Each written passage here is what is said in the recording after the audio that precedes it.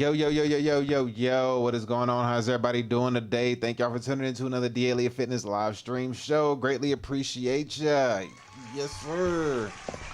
Pull that down just a little bit. Okay, here we go. All right, what's going on, man? Thank y'all for making it. This is Friday. We made it through the week. Unfortunately, I wasn't able to stream these last 2 days. Just life stuff been happening, but hey, it is what it is. We're just gonna keep pushing through the summertime because summertime is upon us. We are here for the summertime. But hey, hopefully you had a good week. Hopefully you made it through the end of your week.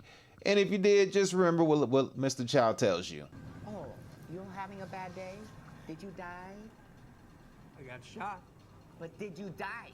So as long as you didn't become unalive and you still made it, then you're good to go. So that's the main thing that matters. Let me fix my screen here real quick. I know my eyes is always all over the place. I'm trying not to do it, but I got to fix this screen because it somehow messed up on me. So there we go. We got that fixed. We got that fixed. Yes, yes, yes. Okay, cool. So we're back in it. We're good to go. Wait, fix that and that. All right, cool. Yes. Anyway, yes, sir. So let's go ahead and get on with today's show, man. Just know that we're simultaneously streaming on multiple platforms. We're on Twitch, Kick, YouTube, and Rumble. And if you're on any one of those platforms, if you're on YouTube, do me a favor, hit the thumbs up button right there. You're going to see the like button just like that. Hit that like button. Greatly appreciated to get the algorithm out. That's what's mainly needed. And also, if you want to contribute to today's show right there, there's the Cash App. It's going to be Daniel2888, Venmo, Danny-Daniel-00. We got a good show lined up for you today. It's going to be a shorter show than usual, but, you know, still we got one going in. We're going to go over fitness, and we're going to go over economy and AI. And, of course, you've probably seen the thumbnail already, but if you didn't, fitness, we're going to go over a Greg Doucette video. Is going to talk about a fitness influencer who's really catching hell and catching a hard time right now. I guess he has some situations going on. I guess he's in, like, the alpha male thing or whatever. However, this particular individual has been having some issues with the law, and he had a court date, didn't show up, and unfortunately, when you don't show up to court, they give you something called a default judgment, mean whatever they put in there, they get. So, yeah. Ugh. That's a horrible feeling, man. I can only imagine. Only imagine, man. That's horrible. So we're going to look at that video. It's going to be interesting to see what's going on. Hopefully it's not too bad for said individual, but we're going to see how that pans out. So yeah, there's that. Then we go to the economy. Then for the economy, we're on our last video for the central banking and enslavement of mankind, which is going to be a shorter one as well for today, but it's the last video. It's the last slide that we have for this particular topic. So we're going to go over it, take care of it, finish it, put it in the ground, put it behind us, and hopefully you learn something from it, because you really should have. It has a lot of value and a lot of understanding, because there's a lot of people always complaining about left and right and all this stuff that's going on, political this, political that, and this party and that party. But if you just sit down and study central banking and understand how it really, really works, you will get all the answers that you need, and you'll be able to get a good understanding as to what's really going on and what's really happening and how things led up to this point. And it'll give you a mindset, a better understanding of how you should navigate and move whenever, you know, you're in a position to navigate correctly. Number one, get your money up. Once you get your money up, you should have a good mindset to understand how to try to stay out of Caesar's way. You may still have to do some kind of business or commerce within Caesar's realm, but at least you'll understand how to navigate in and out of it without, you know, being ignorant to the fact of what's really going on. So that's going to be good to see for the last one that we got for today. Then for AI, we're going to do a VO3 movie. The VO3 tutorial, and I'm going to go over one and do the tutorial as well. It's been a long awaited. I've been putting this one off for days because time has been racing against me, but today our videos are going to be shorter, and we'll get straight to that one. So we'll be able to finally take on that one. I've been wanting to do this one so bad, but life happens. Can't complain. But with that being said, man, without much further ado, we're not going to waste too much time. It's Friday. Yes, sir. That's one of the good things. So hopefully everybody's having a good freaking weekday and get ready for the weekend. So we're going to go ahead and get this show started, get right to the first video. So this is going to be a Greg Doucette video, but before we do get it started, let me go ahead and fix that over there to make sure that whenever we do pop this up on the screen, no ad pops up, because man, YouTube be coming with them ads like crazy. They just be dropping ads like it ain't nobody's business. Okay, cool. We got that taken care of. Yes, sir. So there we go. We got that. Do we need to get past his intro? Yeah, we do. All right, cool. We made it past his intro, so let's go ahead and get straight into the video. So shout out to Greg Doucette, fair use on the video that he's going to have us watching. Oh, where is it? Wait a minute. Oh, no. What's going on over here?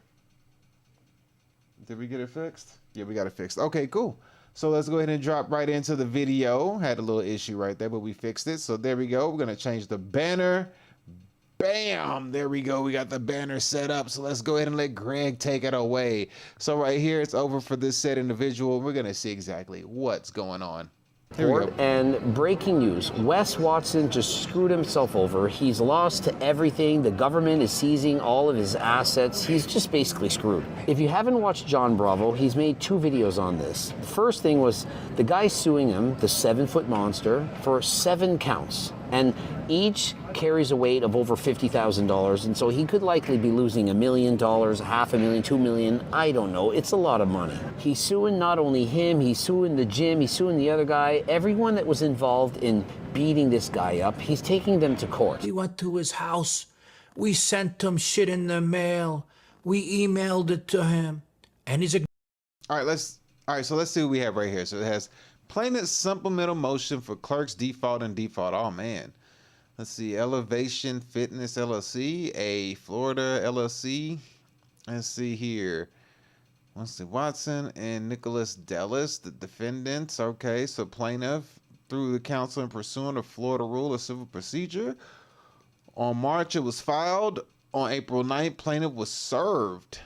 And see, verified return of service attached. So he was served on April 9th.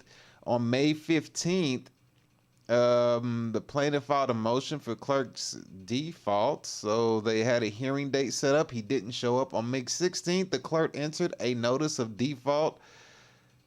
Notice of default not entered due to lack of non-military affidavit for defendant.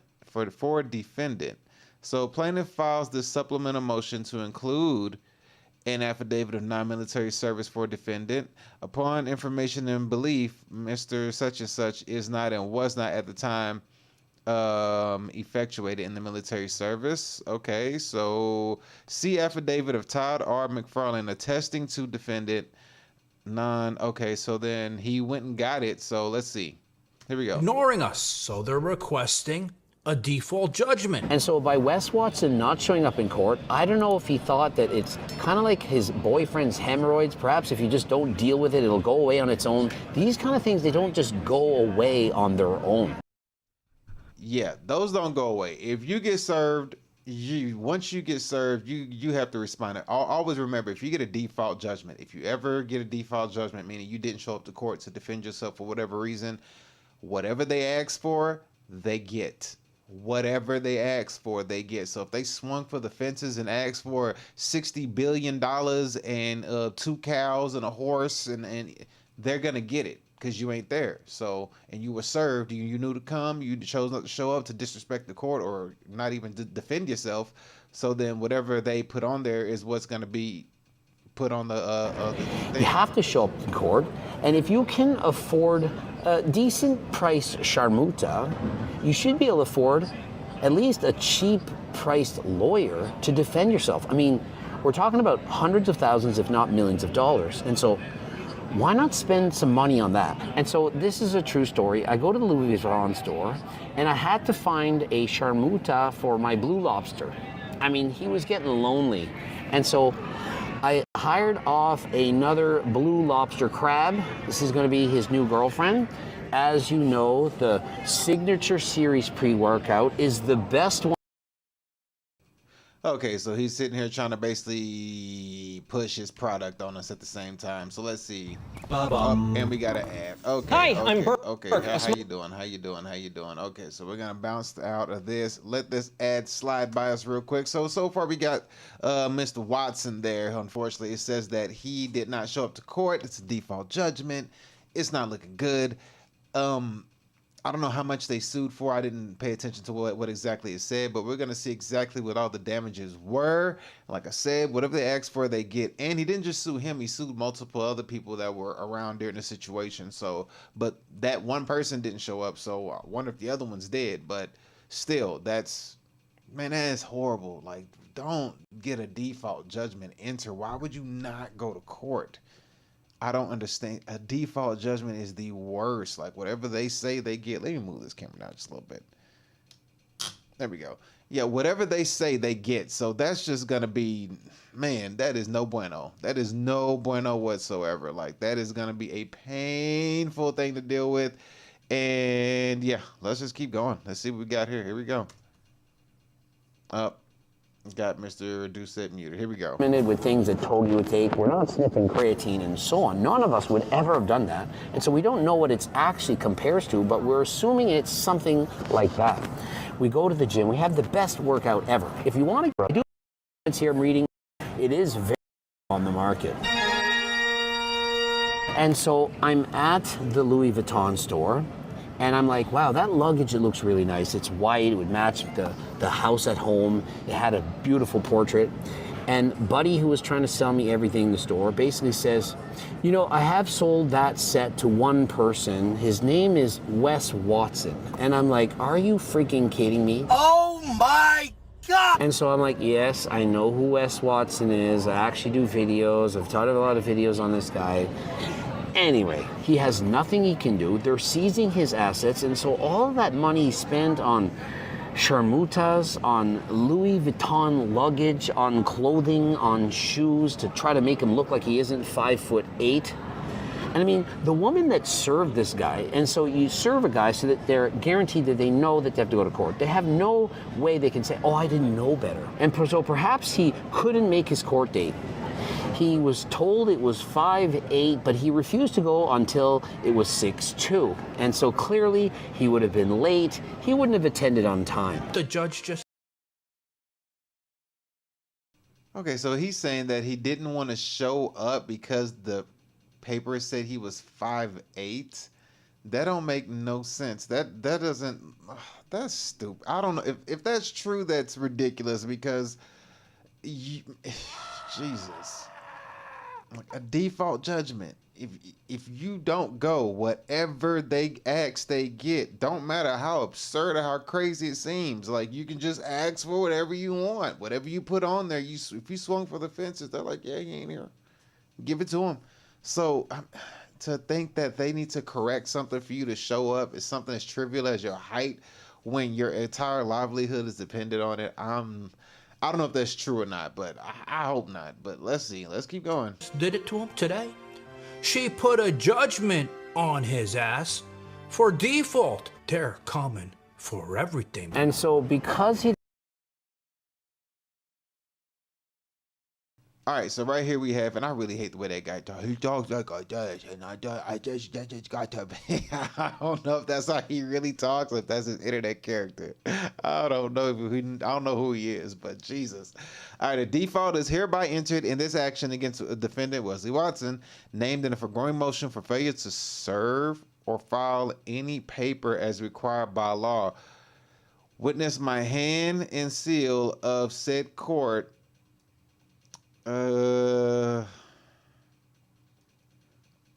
Nicholas Dellis.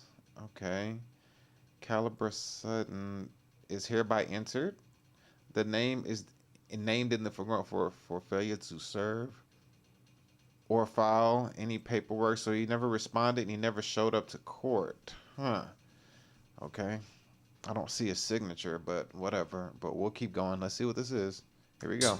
For default, they're coming for everything. And so because he doesn't show up to court, he gets submitted a default. They're going to go after everything.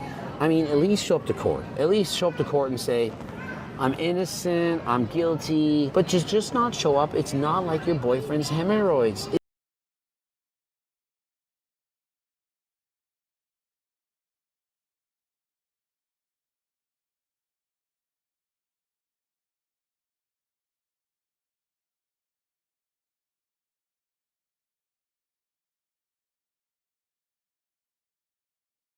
Okay, so 1 second. I was reading off of this. I didn't notice I had the video. He wouldn't have attended on time. The judge just did it to him today. She put a judgment on his ass. Right there. Okay, this is what I was reading off of earlier. The fault is hereby entered in this action against defendant, and this is what I was reading earlier. So this is it right here. This is what we got right here as required by law. So I don't see a judge saying signature, but you know, we'll see what we got going on. So let's continue. For default, they're common for everything. And so because he doesn't show up to court, he gets submitted a default. They're gonna go after everything. I mean, at least show up to court. At least show up to court and say, I'm innocent, I'm guilty, but just not show up. It's not like your boyfriend's hemorrhoids. It doesn't just go away like that. Defendant Wesley Watson has not answered plaintiff's complaint, nor has the defendant otherwise responded, appeared, or defended this action. He just thought it would go away. Oh, I won't. Okay, so let's see what we have here. So defendant has not filed any paper in this action, and the deadline for defendant to respond has passed. Plaintiff has included a form for the clerk to this motion, wherefore the plaintiff respectfully move for the entry of the clerk's default decision against. A true and correct copy of foregoing was served via however it was served. Oh man, that's not good at all. You're about to, oh my gosh. Ugh. Yeah. That's not good. That is no bueno. Has responded, appeared, or defended this action. He just thought it would go away. Oh, I won't answer to that. I won't answer the door. I won't go to court. I won't respond. It'll just go away. It didn't go away. And it's a default judgment, and the government is seizing. Egg, grocery, and gas prices are going up. Okay, so yeah. They're seizing everything. That's gonna be brutal, man. Dude got a Bugatti and a G-Wagon and all sorts of stuff. So I mean, that's gonna be a hard blow. And I think his Instagram account has changed. I don't think he has the same Instagram that he used to have that had almost 1 million followers. I think he has a different Instagram. I think I could be wrong, and I think it's like only has like 20,000 more than me. But he has, but like it took a significant hit. So I think, I'm not sure, but.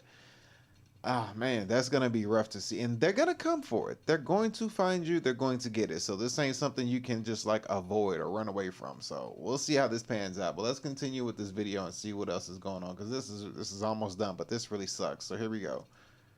So this means the judge just gave the plaintiffs a default judgment, and this asshole loses the case without even going to court. And so do you hear that? He loses the case without even going to court. He didn't even try to defend himself. Instead, he used it to scam, causing massive hate online and trolls to harass the shit out of his life. And so I ask you, is it worth it to have this tough guy image, to brag about the fact that you beat some guy up, to brag about how much money you have, to act like you don't care about the money, but yet that's all you seem to care about? And so now that you've lost it all, what are you going to say next? And remember, it's not just him losing all his money in a lawsuit. He's also a guy that's likely going to have to go to jail. But he thinks it's not a big deal. I'll just start over. I won't ever tap. I don't care if I have 10 billion trolls. I don't care if everybody on the planet hated me. I would still show up online. And so he says, I won't ever tap. I don't care. I don't care how many trolls there are. I'm not tapping. I wonder how long he would have to go to jail for. I know default, they get everything they ask for, but I'm not sure how long he would go to jail for. Well, I mean, because his situation is for beating on that guy. That guy came back, filed a lawsuit. He didn't defend himself. So I don't know if he would have to face jail time for that. But as far as what he's asking for, he's going to get. So jail time, I'm curious on what that would be. But let's see what happens. Here we go. Tapping. Is it worth it? Like, your pride means so much that you can't just say you made a mistake. Like, perhaps the lesson should be this. When you do something wrong, own up to it. Just standing there cockily thinking, I'm better than everyone else. I have more money than you. I have a better car than you. Is it really that big a deal? Does it really matter? When you go to prison and you're bending over to pick up that bar of soap, ask yourself, was it really worth it? I can't quit. How are you so low in your own view of self that you actually let people see you quit? Admitting you made a mistake isn't quitting. It's being a man. So it's actually very high frequency. It's active self-love. When people actually engage in negativity towards you and you punk the shit out of them, It is a form of self-love. Why is this Sharmuta sitting next to him? Like, how much does he pay her to sit there and What is a sharmuta? I gotta look that up. I'm gonna look that up while we watch this. Let me look at what sharmuta is. say nothing? Why is she in the video? I mean, if she's in the video, at least ask her to say something, to comment, to say, hey, babe, do you agree with me? Hey, hon, what do you think about that? Why is she just sitting there, standing there, doing absolutely nothing?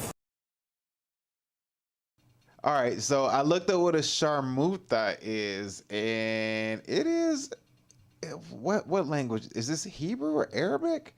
Forgive me for my ignorance. Arabic, it says sharmuta. In English, it says in Google it means bitch. He just called her out. If that's what that means. That is hilarious. Oh my goodness. All right, so that's what a sharmuta is. Sharmuta is a straight B word. That's what that is. Good Lord. Oh my gosh. Why you gotta do it like that, man? Well, the good news is, even though she's just sitting by his side, because even when, or if, well, I guess when in this case, when he loses everything, somebody finna pick her up, because they gonna be like, well, he ain't around no more. You on the market again, so somebody finna come and swoop you up. And the thing is, they already know like, if you left him as soon as he lost everything, then people gonna already know that you are for lease only. You are not to keep. So, but you know, some dude out there might keep her. But yeah, that's what a sharmuta is. Let's continue. For no reason. Do you enjoy a little West 2-inch weenie? Yes, because it's not 2 inches, but awesome. You guys can use this for some shit. And so why are you adding to this? He's saying, why do other men talk about the size of my downstairs and so on? But then he reads out the comment. Does she like your 2 inches? It's not 2 inches. Yes, we get it. It's 3. But like, why do you have to bring attention to it? If it didn't matter to you, if you didn't care about it, why bring further attention? If you don't want people to talk about it, don't talk about it yourself. Wes can't even afford a lawyer. Bankruptcy this year. He is getting rid of the rented cars and likely will downsize the house. The Airbnb, no. Yeah, so people are gonna be extremely brutal to dude. Of course, I mean, internet's a very unforgiving place to be. You're trying to get this thing going, but I mean, that sucks. A default judgment out of all things, and all the things that you've been through and everything that you built, a default judgment is what took you out. I mean, because he already showed up to court once for something previous. I remember there was something he had showed up to court for. I remember. I think it was there was something else. I can't remember what it was. He had showed up to court for. I thought it was pertaining to this, but it wasn't. So there was something else that happened, and clearly he didn't get in trouble, go to jail for it. But now he has this on his hand, and man, this is not good. Dude, this really sucks. I don't wish this on nobody, regardless of how much you may dislike somebody or hate them. I don't wish this on nobody. Like, not this, man. That is horrible. But let's continue. Odds he cheated on his taxes. He won't like being pegged by an IRS agent. Wes will do a prison sentence for this, and when he gets out, he will be homeless on the corner begging for money, telling he was once famous. Can't wait for the Wes Watson Material Things Don't Matter rebrand. I mean, I honestly think I could see him doing this after going to prison, coming back with nothing. Why not start a new brand? Material things don't matter. We have all that we need, and this is actually true. You think that material things bring you happiness? Exhibit A, Wes Watson. The court is going to call him 5'8" publicly. I'm sure this is his biggest concern right now. The 7-foot monster is going to be the rich 7-foot monster. If only he manned up and fought one-on-one, win or lose, shook hands and walked away. 310 grand. Worked more than most of your guys' whole family's life savings. So this man bragged. I mean, oh man, this is unfortunate, man. This is really unfortunate. I mean, granted, you know, the energy that you put out there, you bring it back on yourself, but golly, man, a default judgment, like, here's the question. I want to see what they asked for. They mentioned at the beginning it was like 50,000 per count or something like that, but I mean, if it's 50,000 per count, it was like 7 counts. So what is that? 1, 2, 350,000. So I want to know exactly what it was. But I mean, gosh, I just can't get over default judgment, bro. That's just brutal. Like, come on. Oh, well, there we go. About the fact he has a $310,000 watch after getting all of his assets seized by the government, bragging to the world how rich he is when a man is suing him for perhaps over $1 million. Does this seem smart to you? Look over here. You know he's going to be pissed when he sees this. Height, 5'8", weight 200, bald. And so you got to love that description. John Bravo, he Weight 200. All right, so let's see. They might have something up here. Let's see what we got. Does this seem smart to you? Look over here. Okay, so received by Kim James, 9th of April, 11 a.m. Served at 493. Here's the address. Affirm. Excuse me. Okay, serve, complaint, demand for jury trial, notice of compliance, destination, email address, date, hour, service endorsement. They got his address again, description of the person, 40, dang it, 40. Certified that I'm of 18, okay. Here. You know he's going to be pissed when he sees this. Height, 5'8", weight 200, bald. And so you got to love that description. John Bravo, of course he loved it. We all love it. The description of the individual, 5'8", weight 200, bald. Ding, ding, ding, ding. And so, of course, get to the website and get the Turk Builder Max. Now that we've tripled the amount. Ah, come on. Now he's trying to promote his stuff. Okay, I think that's going to be it for that video on the said individual, Wes Watson. Oh, crap. My bad. Didn't mean to do that. And sorry, all my little stuff. Okay. But yeah, man, that's gotta suck. Let's see if there's anything else left over. There ain't nothing left on that video, man. But shout out to them. Man, that's a very, very, very unfortunate. Now I'm feeling all sad and stuff, man. But round of applause making that video, man. That's unfortunate, dude. Jesus. That is super unfortunate. That is just not cool. To get a default judgment put in against you on whatever you're going through and you're getting... but again, they didn't say exactly how much. They're saying he's losing everything, but I don't believe that that's to be true. I don't think he's losing everything. I mean, at least I didn't see it. You know what I mean?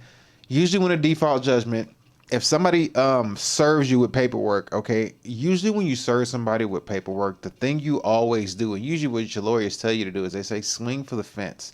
Make the most absurd amount, like go overboard, over the top, you know what I mean? Like ask for an absurd amount, like $1 million for something that probably is worth like 10 grand. Like go overboard, overdo it. So just in case they don't show up, you get the default judgment of the stuff that you asked for just because you decided to swing for the fences to begin with. So that's why usually when you get served with paperwork, for if you've never been served with paperwork before and you do get served with paperwork, this is something that you're probably going to see. And this is usually what scares people who's never been through a court proceeding before. Excuse me, or at least a administrative court proceeding, not like an actual like real deal Article 3 like a federal court thing. But if you ever get served like a court proceeding or something, or you get served paperwork, usually it's like over the top. Like you're gonna read the paper that you get served, and it's gonna scare the hell out of you because you're gonna be like, oh my god, oh no, you know what I mean? Because what they put in there is like it's put in there to they're showing you what direction they're headed in, but also they're exaggerating it at the same time. So what they're pushing for is what they're trying to get, but you know the amount that they're trying to get from you is highly exaggerated, and that's because if you don't show up and you get a default judgment, then that stuff that they exaggerated they actually can get now, you know, because you didn't show up. So if you don't show up, then what I over exaggerated for, I'll get the exaggerated amount that I asked for, as opposed to if you show up, it's like, all right, we know what you did here. No, you can't get this. No, you can't get that. Okay, this is what it's supposed to be, because he's defending himself and we got to go by, you know, whatever said rules and what's going on. So usually that's how it works. So if you ever get served paperwork, just understand that it's letting you know what direction they're headed in, but they're exaggerating what they're aiming for. They're going to try to shoot for the fences, of course, but that's for the default judgment. However, what they're asking for as far as what direction they're going in, that's where the case is probably going to be headed. So always remember, if you're in any kind of court or legal situation, always try to be the plaintiff. You don't want to be the defendant by any means. You always want to be the plaintiff. You always want to be, the one dishing it. You don't want to be the one defending yourself. Strike first is how you always want to go into court. And always remember, if you have to go into court, court is the paperwork that you do back and forth outside of the building. When you get to the building in front of a judge, you're going to talk about what's on the paper that you sent back and forth. That's how court works. Court is the paperwork back and forth that the lawyers send each other, and put into the court and all this stuff. But when you get to court, usually there's not going to be much extra added on. You're going to talk about what was discussed in the paperwork that you two did back and forth prior to seeing the judge. So everything gets set up, and then once everything is set up via paperwork, then you lay out your paperwork to the judge, and that's what they go off of. So yeah, that's how that works. That's really how all that stuff goes down. But with that being said, man, shout out to them for putting that video together, man. So yeah, give them a round of applause one more time. All right. Man, that sucks. Ugh, can't get over that. The default judgment, bro. That is so brutal. It's brutal, and it sucks that people think it's funny. But I mean, you bring that kind of energy upon yourself, it's gonna come back at some due time. It's gonna work its way right back around if you put that energy out there like that. So be careful of, if you make a lot of money, learn how to. I don't want to say, because I know people say they always tell rich people who get money to humble, but they don't ever tell losers to humble, which I get it.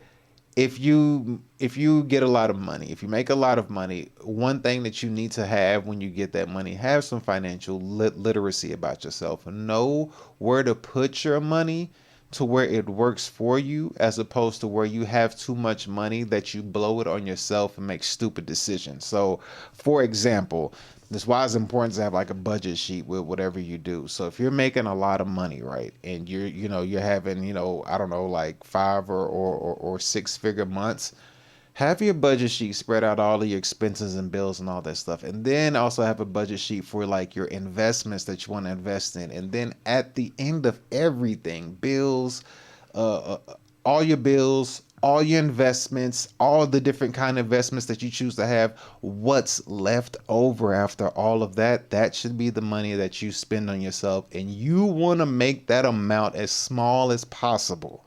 My humble opinion. Everybody else is different, but I would say try to make that amount small.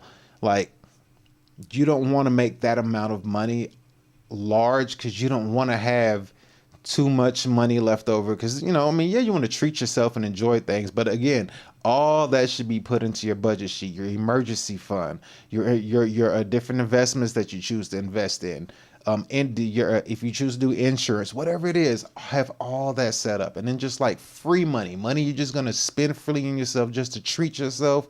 Give yourself the smallest amount possible in the end. So therefore, whenever you get to splurge on yourself, you're not splurging with like 50 grand. You're only splurging with like 1,000 or 2,000. You know what I mean? So you're not overdoing it, because all your money has paid everything off, and your money's working for you on the back end. So food for thought. Yes.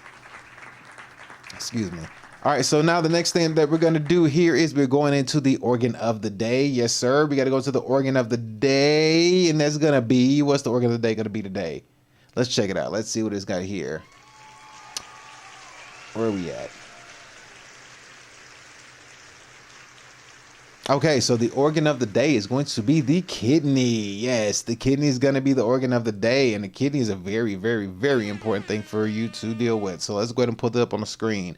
So what we have right here is we have a video by Kidney Anatomy, or excuse me, the noted anatomist, I should say. Fair use. We're not going to play the volume to the video, but I am going to read over the kidney and give it a good explanation for you so you can have a good understanding how it works. This video will be going on as I read the video, like I always do, and it may not match with what I'm saying. However, you can kind of have some visual as I'm reading and be able to put two and two together if what we're reading kind of coincides.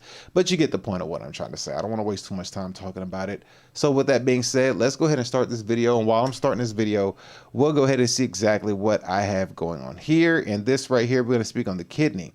So the kidney, the organ of the day, the kidney is going to be, there are two bean-shaped organs located on either side of your spine, just below your rib cage. Each kidney is about the size of a fist.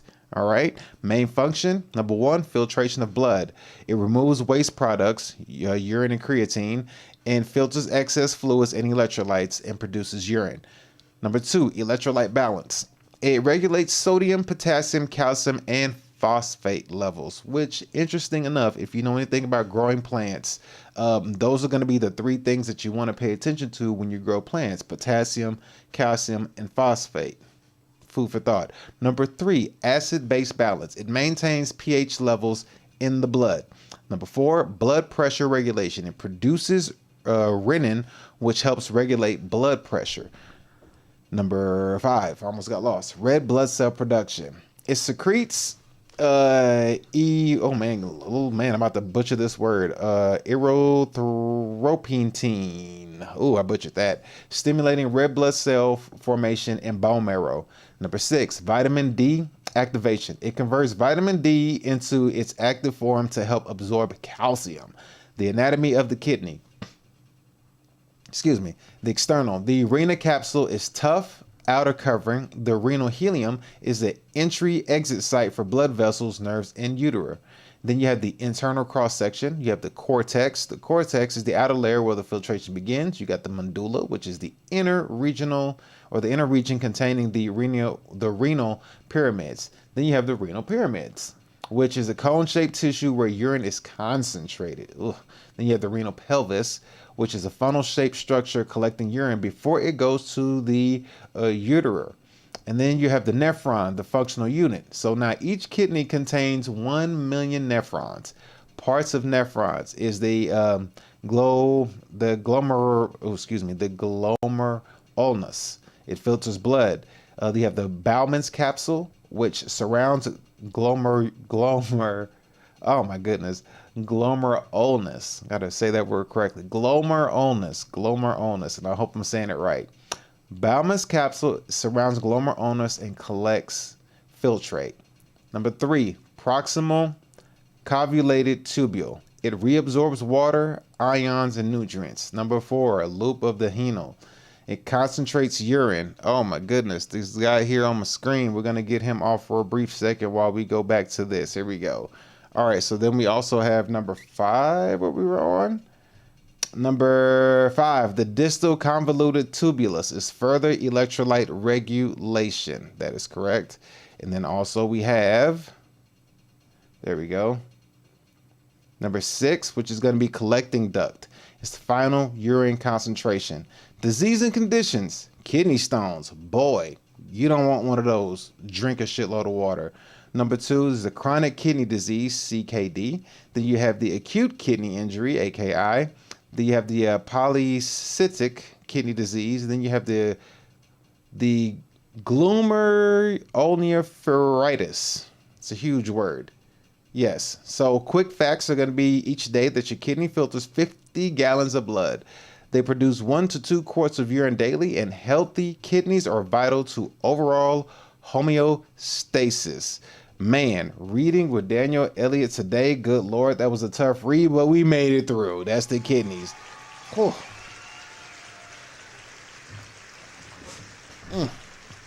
Proud of myself for trying to say those medical terms for the body, because they do make us some janky words when it comes to the human body. If you ever studied anatomy, the words that they put together really suck, I must say. It's impossible that, I mean, they even came up with these words. They just had to put like 3 words together just to make one word.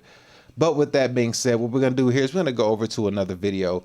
And this next video is a very short video. It's a quick short by Anatomy Labs. Very used to them. They do great videos. He's going to show a real life kidney, and he's going to explain how the kidney makes urine. So let's not waste too much time on that.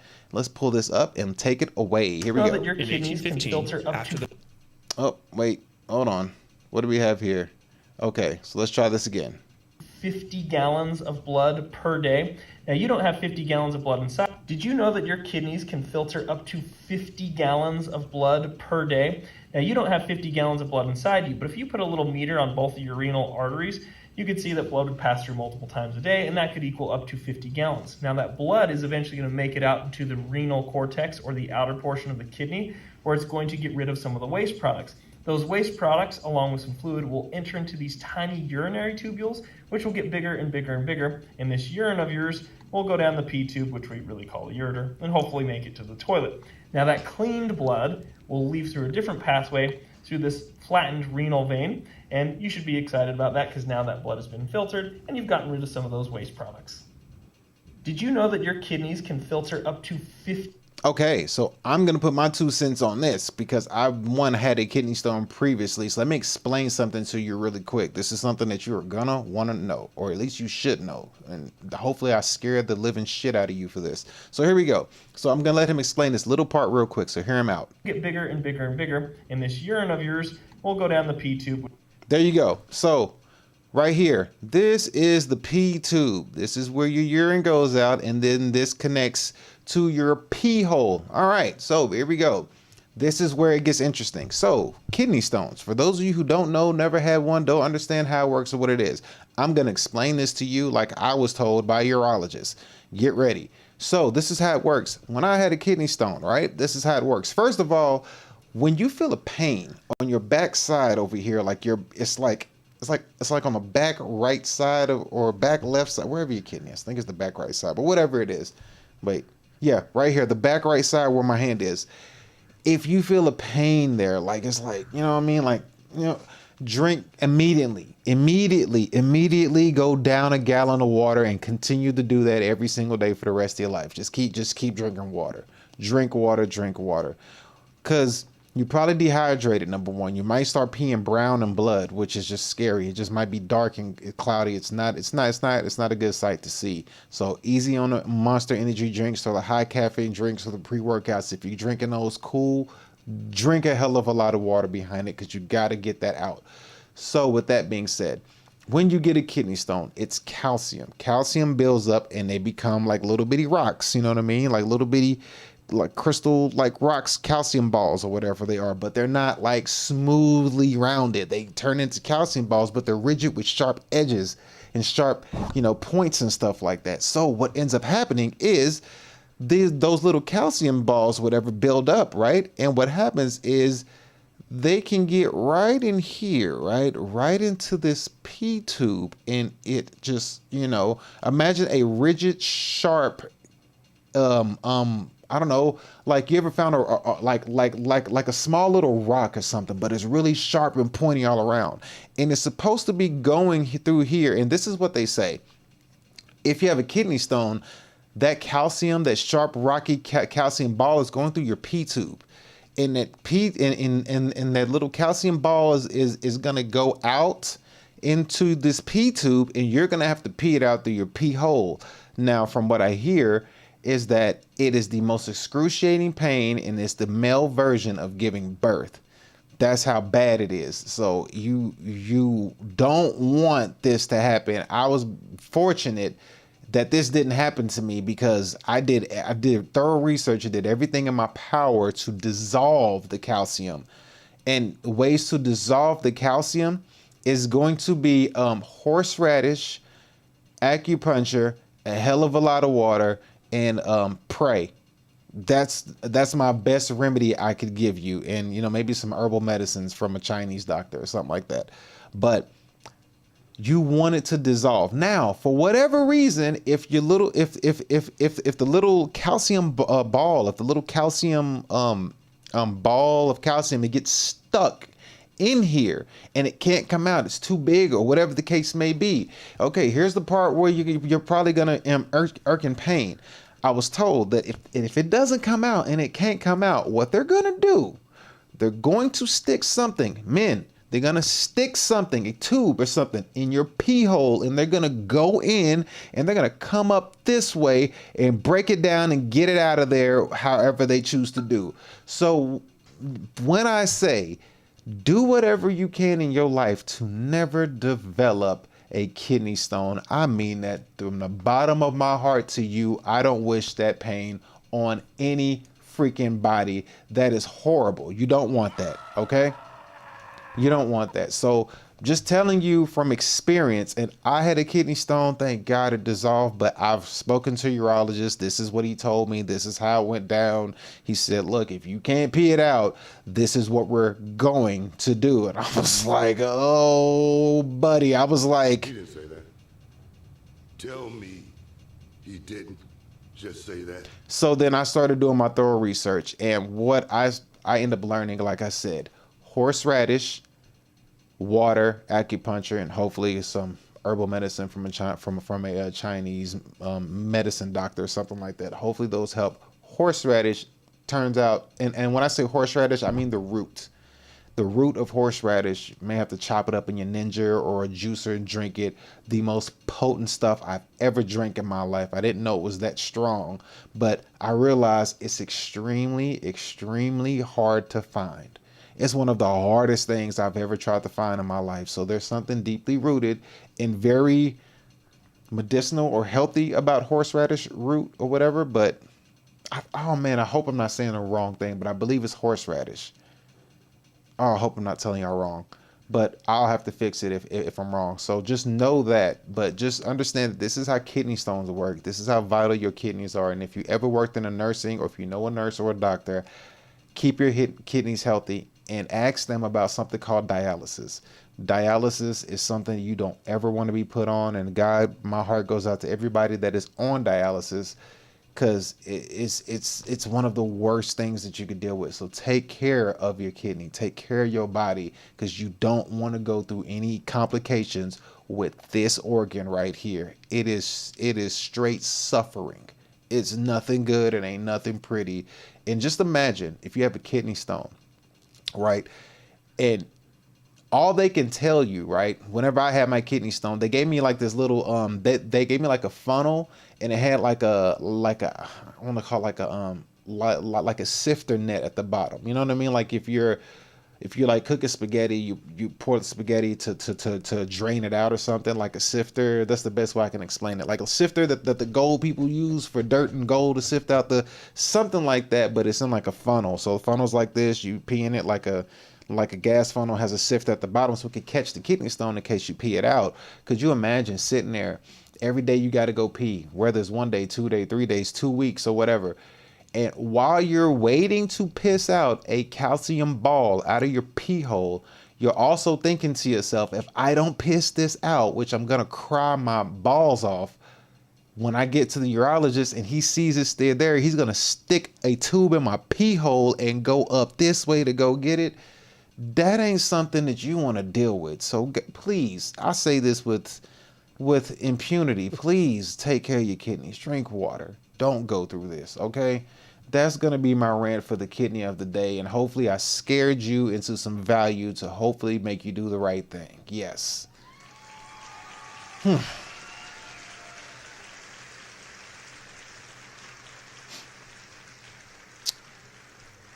But with that being said, ladies and gentlemen, we are going to move on to the next segment of the show, which is going to be the economy. Yes, the economy portion of the show we're going to dive into, and we are going to go into and get a good understanding of, which is going to be the final part to this 8-part series that we have done. 8-part series that we have done. Where is it? There we go. Give myself a clap for that. 8-part series that we have done. This is going to be the short, well, I think one of the shortest ones for this series. Usually they're like 30 minutes long, an hour long. This one's very short. It's like 15-minute video.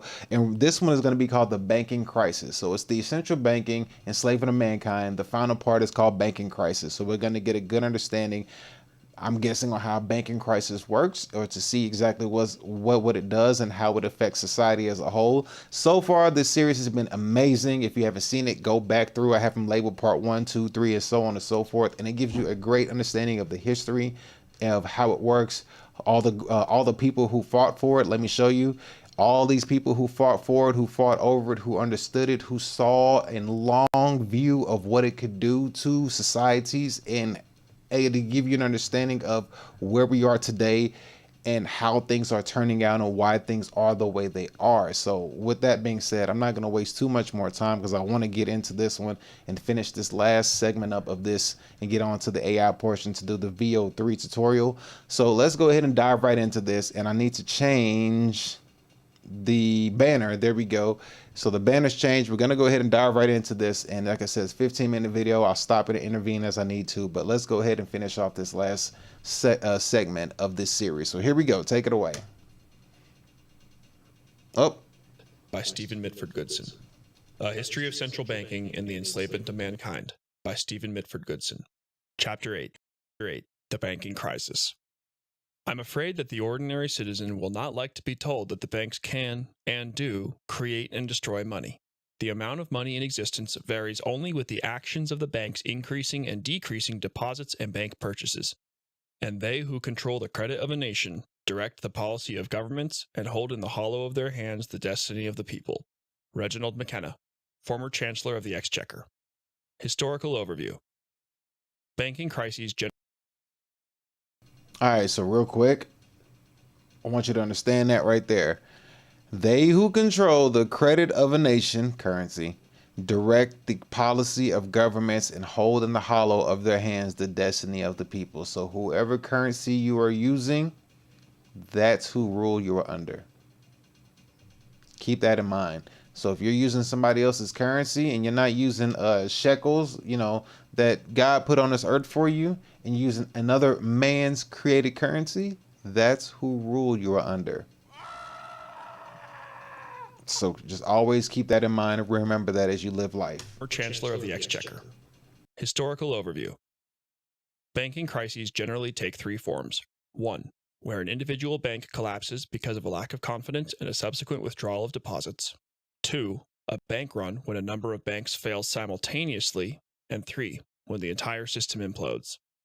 In the 18th century, banking crises were confined to only those countries which had central banks and practiced usury, viz. England, the Netherlands, and Sweden. In 1710, the Sword Blade Bank, in competition with the Bank of England, took over a portion of the national debt in exchange for Sword Blade shares. The following year, the South Sea Company did a similar deal and in 1720 took over the remaining government debt in exchange for its overvalued shares. The South Sea Company was nothing but a shell and had no trading assets. On the 24th of September, 1720, the Sword Blade Bank went into liquidation, and by the end of that year, the shares of the South Sea Company had lost almost 90% of their peak value of £1,000 per share. In 1763, after the end of the 7 Years' War, 1756 to 1763, wissels or bills issued by Dutch banker Leendert Peter de Neufville could not be redeemed and precipitated a run on banks in the Netherlands, Germany, and Sweden. On the 10th of June, 1772, the London banking houses of Neal, James, Fordyce, and Down, which had been indulging in speculation on a massive scale by shorting East India Company stock, crashed after it could no longer cover its losses by raiding customers' deposits. 22 significant banks and almost all private banks in Scotland were forced into liquidation. The contagion then spread to Amsterdam. Many banks there experienced a liquidity crisis, including Clifford & Sons, which went bankrupt. Henceforth, almost all banking crises would be precipitated as a result of the central banking model, which permits private banks to create money as an interest-bearing debt and then destroy it once it has been repaid. Thus, the first two panics in the United States in 1792 and 1796 to 1797 were induced by the First Bank of the United States when it purposefully withheld credit in order to cause a slump. A similar financial disaster and subsequent depression were planned and executed by the Rothschild-owned Second Bank of the United States in 1819, while England was also afflicted by artificially created panics in 1825 and 1847. In the Panic of 1825, 66 banks were forced to close their doors. There was another banking panic in the United States in 1857 as a result of a fabricated shortage of gold and the failure of the Ohio Life Insurance and Trust Company. As has already Now, as you can see, all of these bank failures and that were happening, these are all planned events. These weren't accidentals. These were intentional. These were on purpose. The people who put these banks into place knew that if we can manipulate and choose when we crash the banks and raise the banks and crash the banks and make this happen and make, as long as we can control the economy and the money we generate, how everything is going to happen. We control how everything is going to happen, all the way down to the family unit, all the way down to dating relationships, all the way down to your kids. I mean, put you in survival mode, have you operating at the lowest frequency possible, like all the way down to when you're sitting here voting at the poll for a Democrat or Republican, they pay for who they want to put on the platform, all the way down to every single thing. It's like a what do you call that stuff? Whenever they do like lab experiments on like a whole society of people that just kind of like see how they react to certain things, and they just kind of hoard them in a certain direction based on, you know, human emotion or just whatever the situation that they have going on. They're going to watch how humans react to certain things. So just know that if you have control of the currency and control of people's money, that just dictates how they act. You know, people are going to wake up every day and go to a job that they hate. That's what money does. You know what I mean? The means to survive, the means to eat, the means to put a roof over your head. If you got control over that, I mean, people are gonna do whatever you say that they do. And you know, whenever you put hardship on people, you're probably gonna bring out the worst of people. So all of these are planned events without without a care of any sympathy of you or your loved ones or anybody. As long as profits are made, they don't care who they garnish, they don't care who they hurt, they don't care who dies. Just keep that in mind, that these are planned events, and knowing consequences of suffering and death along the way. Already been observed in Chapter 4, once the United States was forced onto the gold standard in January 1873, a pattern of more frequent and intensified banking panics evolved. Less than 8 months later, in September of that year, the United States was premeditatedly plunged into a recession which lasted for 4 years. The ensuing panics of 1884, 1890, 1890-91, 1893-94, 1897, 1903, and 1907 were all deliberately orchestrated so as to drive the American people into a state of confusion and despair.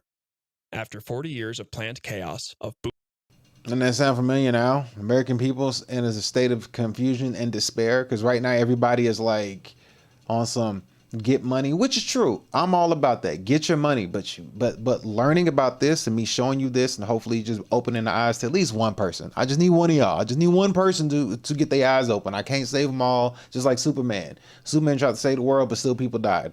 So as long as one person can see this, it's like, look, get money, make as much money as you can. You know what I mean? If you can make the OnlyFans money, make that OnlyFans money, run up 40 million a month, or however much these people are making.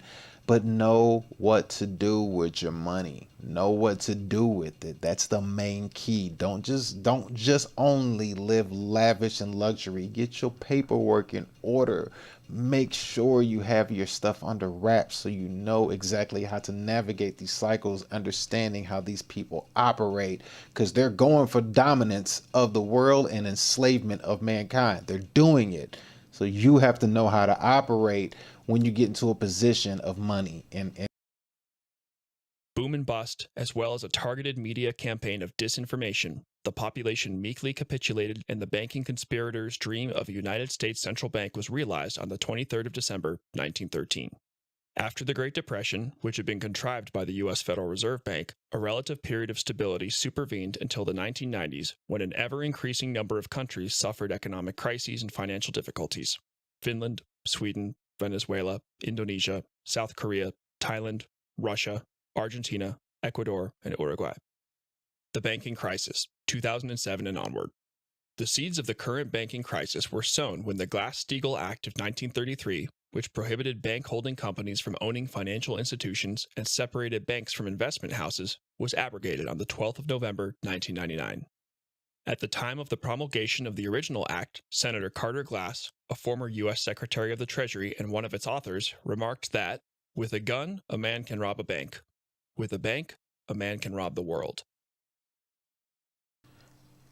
With a gun, a man can rob a bank. With a bank, a man can rob the world. Bruh. So that just shows you, if you have a bank, look at the words he chose, which he couldn't use both spectrums. He just used the worst spectrum.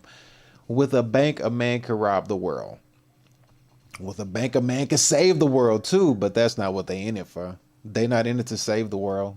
They're in it to rob the world. So you knowing that, you must know that once you know this, understand how this works, you get money, know where to put your money, stay out of court.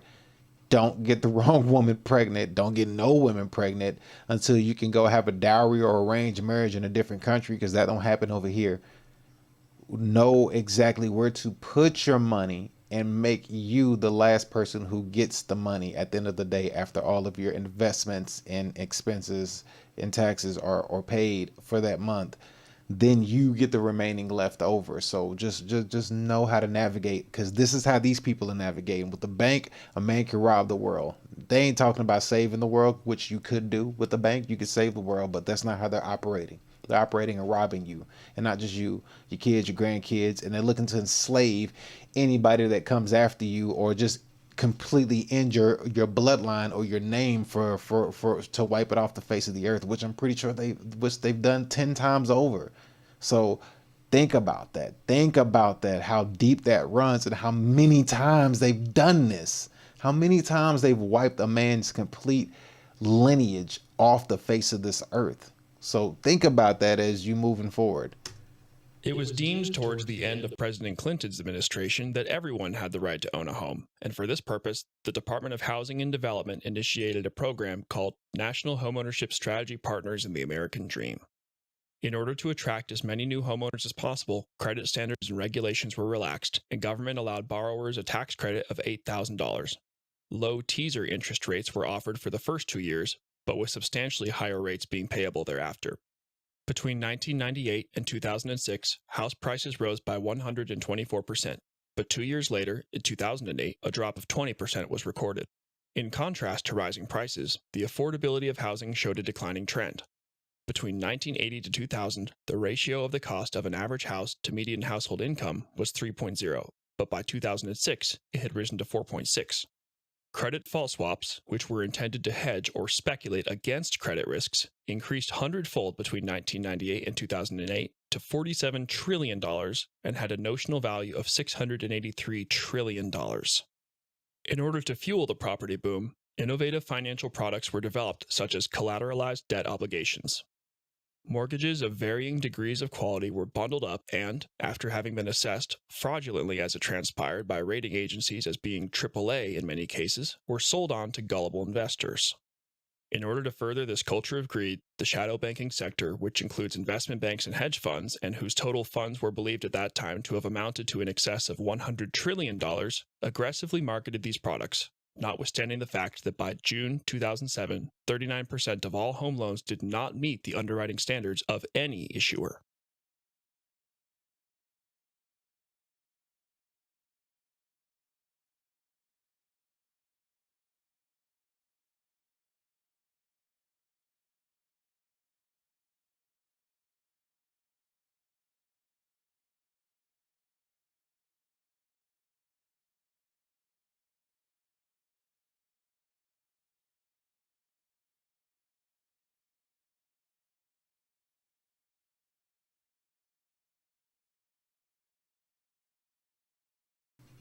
Sorry, I had myself on mute.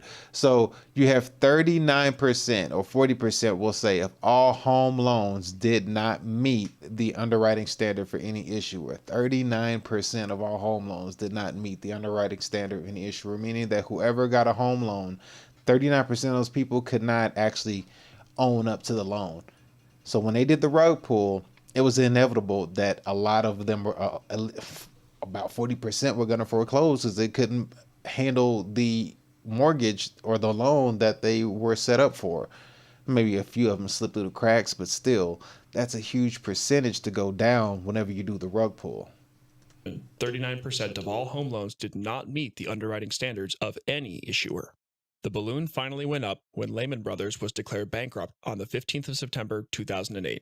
A rescue package was hastily assembled and Congress approved a sum of $700 billion for a Troubled Asset Relief Program, TARP.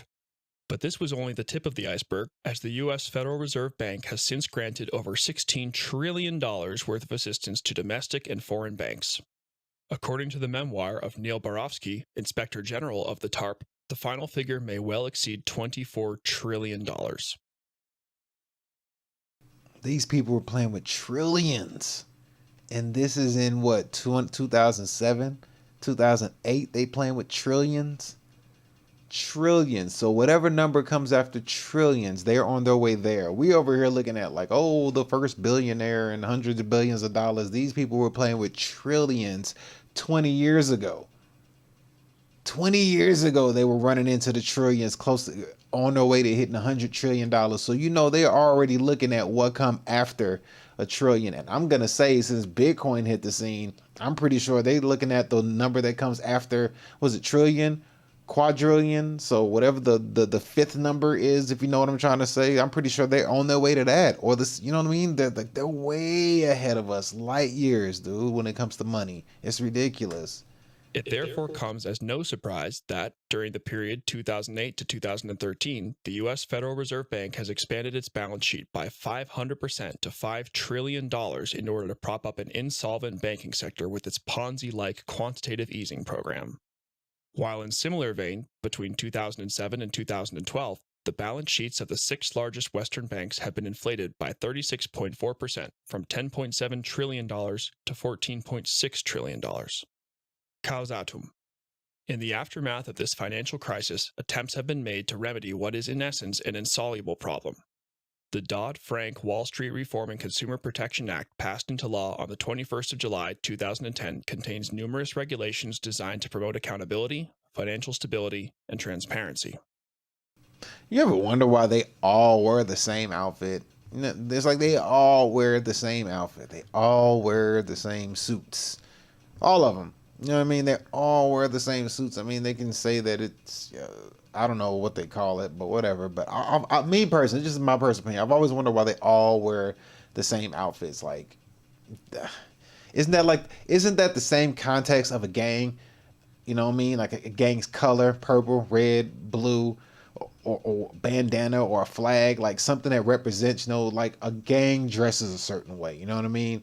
Like a certain gang might dress like high socks or a certain tattoo or like a certain garment of clothing, or a certain color of clothing. That's gang affiliated. Wouldn't you, don't that fall under the same context? That's just me. I'm just saying. I mean, that's just fair to say. That's just my opinion. 200 pages of the Act are devoted to mortgage reform and include higher underwriting standards and an obligation on mortgage originators to ensure that borrowers have the ability to repay their loans.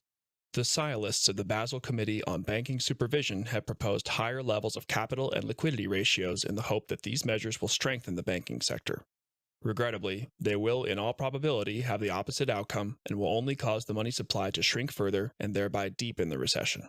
What is not understood by most bankers and economists is that the only method available for keeping the economy running is to sink further into debt at interest, as debt-based money is the only source of our means of exchange.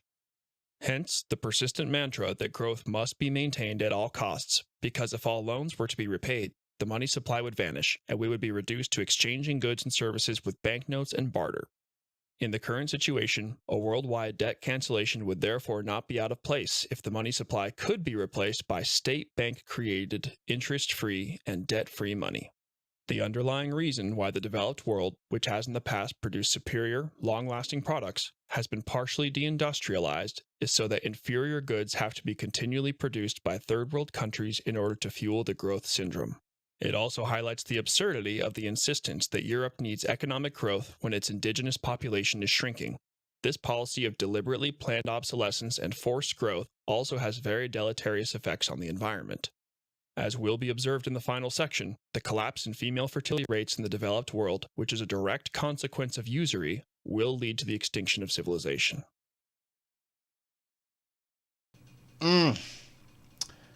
The collapse in female fertility rates in the developed world, which is a direct consequence of usury, aka the practice of practicing absurdly high interest rates on currency, will lead to the extinction of civilization. Bruh, that is exactly what we're seeing.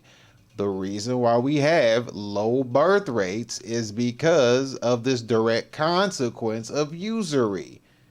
And this is globally. This is all over the place. This is not just in one place. This is in multiple places. So this is what we're seeing. I mean, this is being observed. This is what we're living right now. You know what I mean?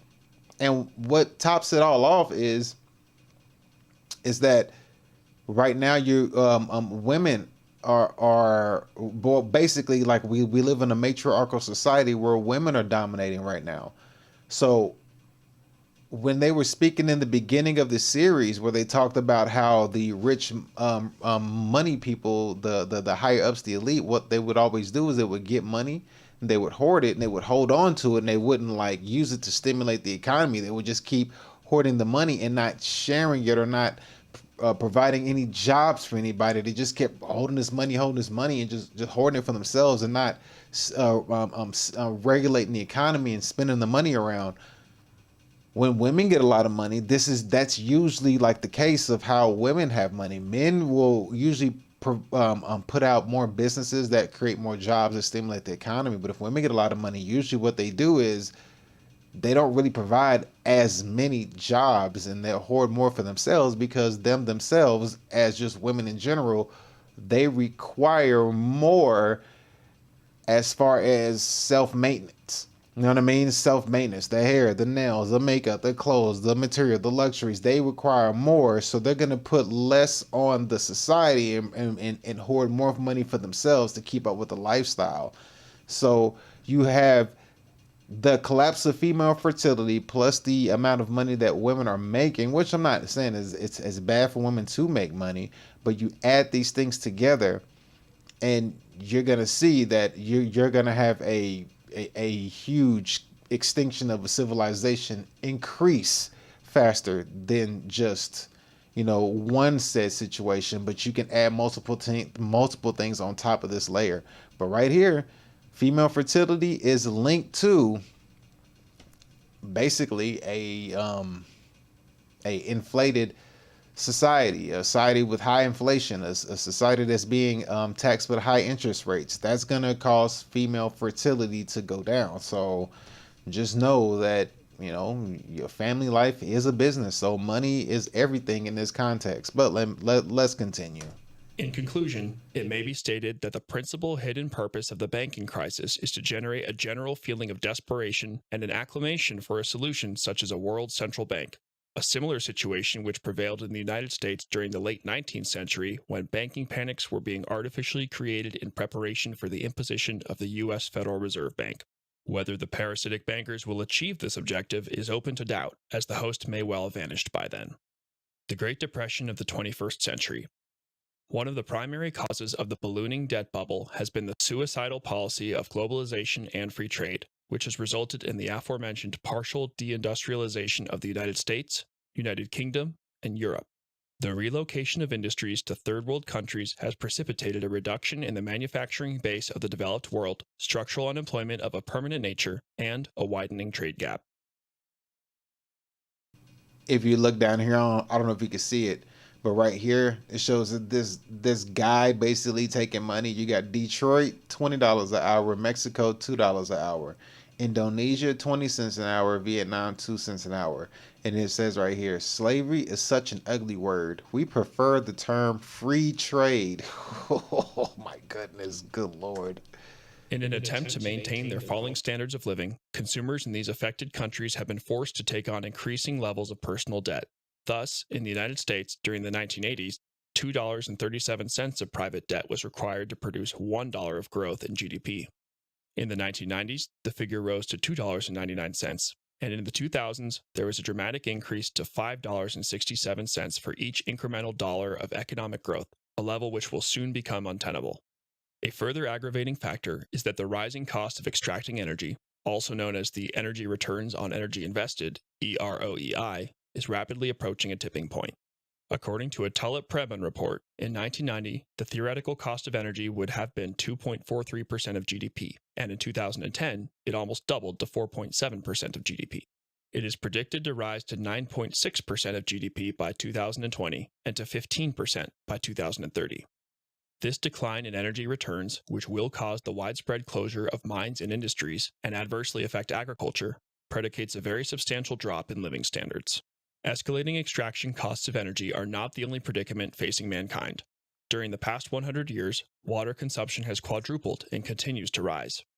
Currently, 1.6 billion people are facing absolute water scarcity, and, according to a recent U.S. government report in June 2014,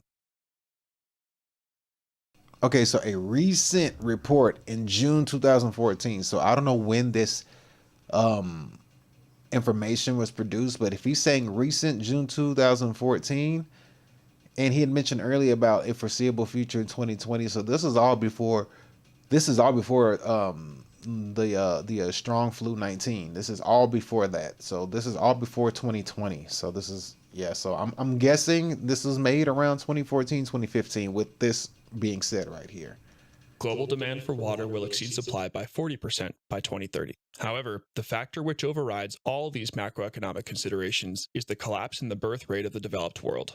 At the turn of the 20th century, the white population of the world numbered 590 million, or 36% of its 1.65 billion total.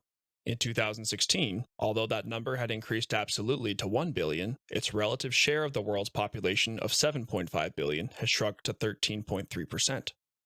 Two fratricidal and pointless world wars over the maintenance of the usury system set this catastrophic decline in motion.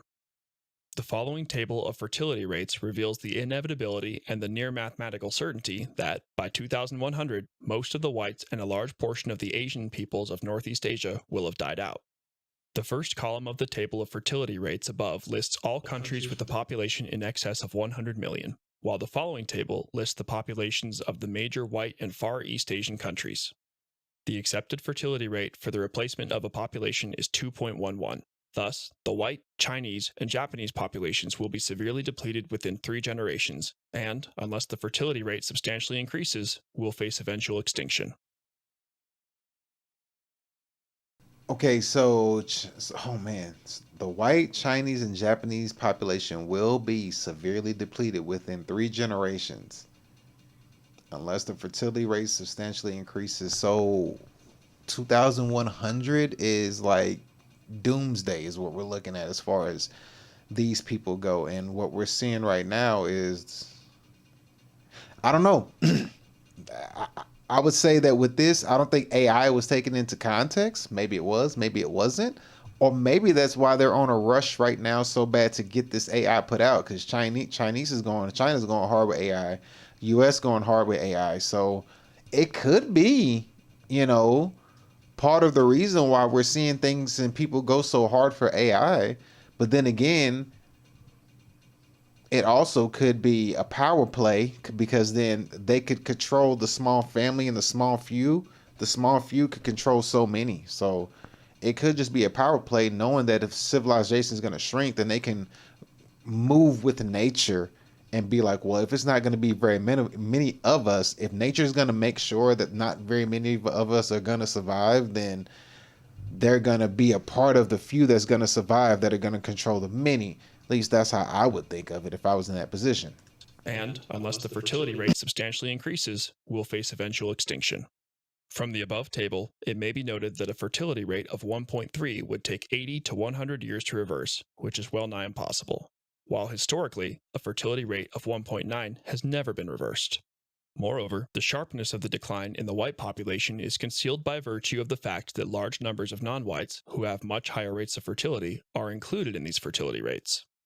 The percentage of whites in the following major countries is as follows: Brazil, 48, Germany, 88, United Kingdom, 86, Australia, 85, France, 85, Russia, 81, Canada, 80, United States, 65. Much reliance has been placed on China, which it is hoped will save the world economy from its demise, but the fertility rates of neighboring territories of Hong Kong, population 7 million, of 0.97, and Taiwan, population 23.3 million, of 1.1, are indicative of a declining trend, and are matched by mainland China's fertility rate of 1.05. These declining fertility rates in China are also underpinned by the one-child policy of the Chinese government, which has been in effect since 1979. It is anticipated that China will achieve zero population growth in the near future. Since World War II, ever-increasing numbers of married women in the Western world, deluded by the malevolent propaganda of feminism and gender equality, have been forced to seek employment so that their families can pay the ever-increasing amount of interest necessary in order to make ends meet. Most of this interest is accrued on mortgage loans, i.e., on money which banks have created out of nothing. The direct result of this iniquitous financial system has been the undermining of a normal family life and a dramatic reduction in female fertility. Right there.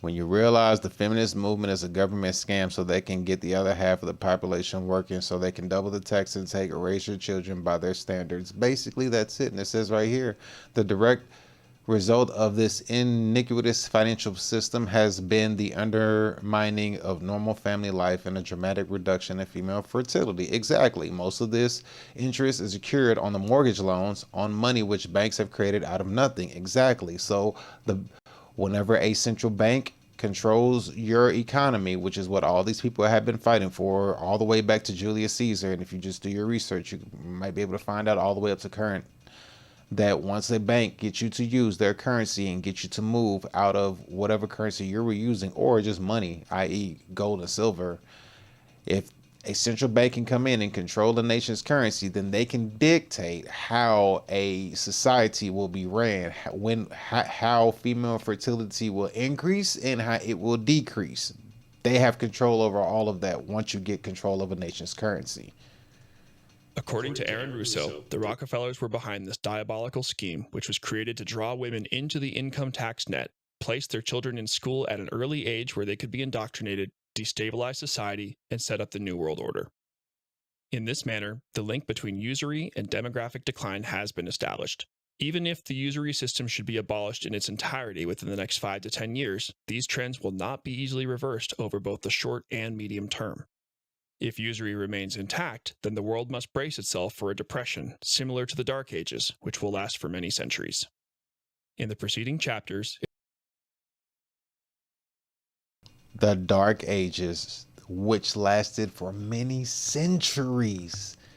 So we're going into a centuries of dark ages. You must never confuse faith that you will prevail in the end. Wow. You must never confuse faith that you will prevail in the end, which you can never afford to lose, with the discipline to confront the most brutal facts of your current reality, whatever they might be. So, oh my goodness. Oh my gosh. So yeah, they're going into, brace yourself for a depression, which is similar to the Dark Ages, which will last for many centuries. It's not going to be easy to overturn. So we're going into a centuries long of Dark Ages. Similar to the Dark Ages, which will last for many centuries. In the preceding chapters, it has been proven conclusively that state banking and the sovereign issue of a nation's money supply are the only means for the provision of a natural order of harmony, peace, and prosperity founded on the ethnic independence of all peoples. There it is, folks. There's your answer. In the preceding chapters, it has been proven conclusively. This is your answer. This is your answer. This is the answer to everything. So everybody who's confused about dating, marriage, Republican, Democrat, gender, all this nonsense. Everybody's confused with all this that's going on. Here's the answer that you're looking for.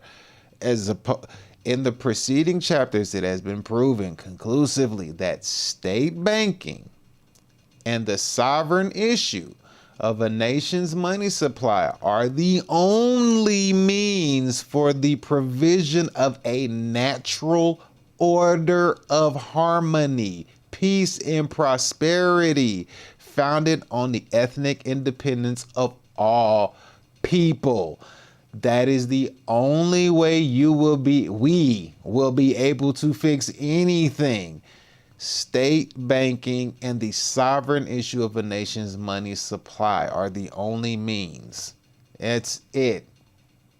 That's it. Self-governed, self-sufficient. That's the only way to make this work via family unit. That's it. You don't want to be in debt slavery to a central banking system, because when a central banking system comes in, it's what we have now. And if you watch from part 1 all the way to part 8, this last one, you'll see that everybody who set up a state banking system and they had sovereign issue of their nation's supply, everybody that did that, they all met the same fate of this.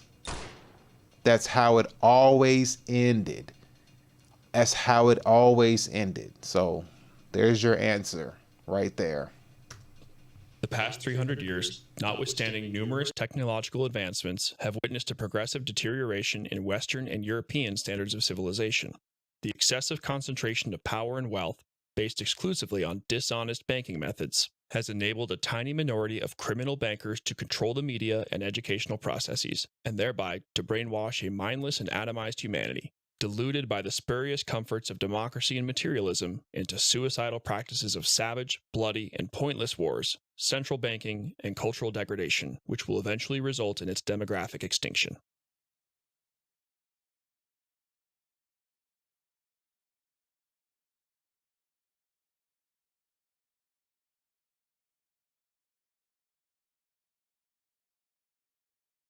And if you can't see it, it says if the situation was hopeless, their propaganda would be unnecessary. That's what it's telling you right there. The excessive concentration of power and wealth based on exclusivity and dishonest banking methods has enabled a tiny minority of criminal bankers to control the media and educational processes, and thereby to brainwash a mindless and autonomous and atomized humanity, deluded by the spurious comforts of democracy and materialism into suicidal practices of savage, bloody, and pointless war, central banking, and cultural degradation, which will eventually result in its demographic extinction. That's what they're aiming for. And then when you add AI into this, oh, it's going to speed up this demographic extinction right here, because it's going to put a lot of people out of work. It's going to put a lot of people out of work, and a lot of people are going to be suffering. So buckle up and get ready, and let's go ahead and move on to the final portion of the show. But shout out to Peace Dozer for that bomb diggity, what do I call it? Presentation of a video that they put together. Sheesh.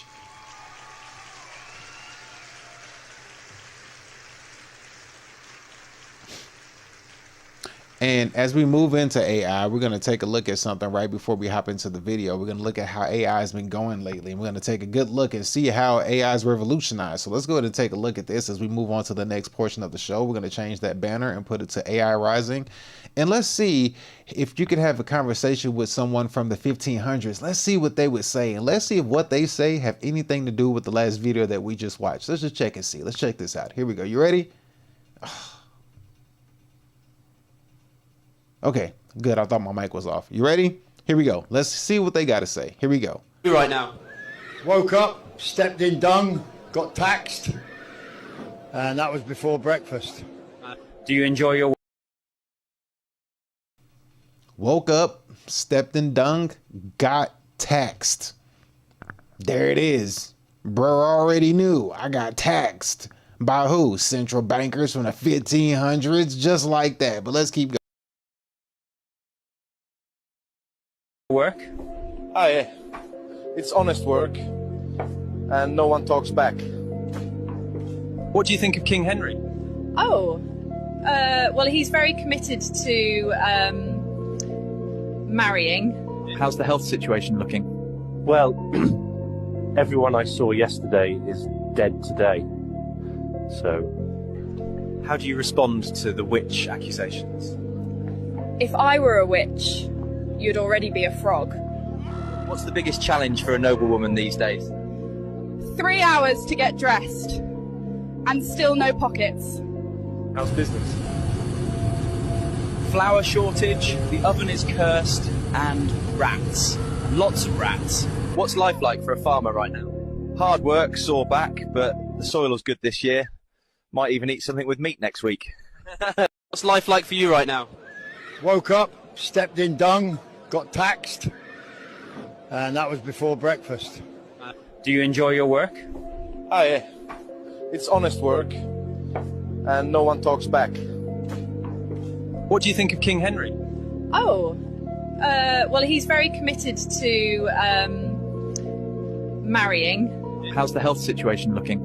Well, everyone I saw yesterday is dead today. So, Everyone he saw yesterday is not alive today. Yeah. Yes. And that's a conversation from the people from the 1500s. Yeah, so that's not that wasn't looking too bright back then, and it's not looking too bright right about now. But let's go ahead and dive into the main video of the show, because I have a very limited of time left that we got. So let me go ahead and let this ad run through real quick, and then we're gonna dive right on in to the VEO3 tutorial video that we're gonna do. So we're gonna go ahead and run through this and see exactly how this works. I'm gonna do this live as he's doing it to get a good understanding on how VEO3 tutorial works. So without further ado, let's go ahead and jump right into it and let him take it away. So here we go. Completely change the content. Whoops, make sure his volume's up. His volume's up. Yeah, we're good. Okay, and shout out to Robert Kaz, fair use. Let's get it. Creation game. AI video creation has evolved so much since 2021. Sometimes we can't even say which videos are real and which are AI generated. I don't know. Someone told me the video that you are watching right now has been generated using one single prompt. So my question is, who am I? Yep, he is right. All three videos that you just watched were created using one single prompt.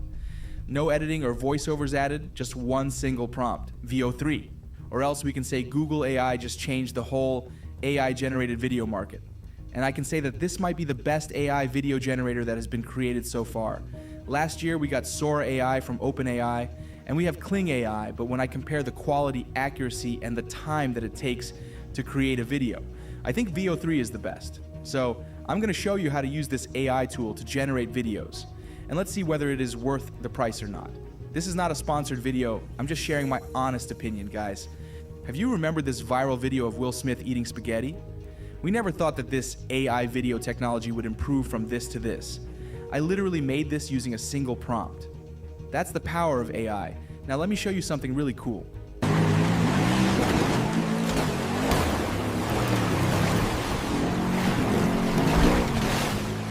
If you take a closer look at this video, you will see how amazing and detailed this video is.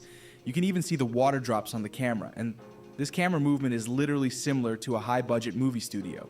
Now, the crazy thing is it only took several minutes and one detailed prompt to make this video. Now, if you look at the prompt of this video, it's more like a paragraph. It has every single detail about this video.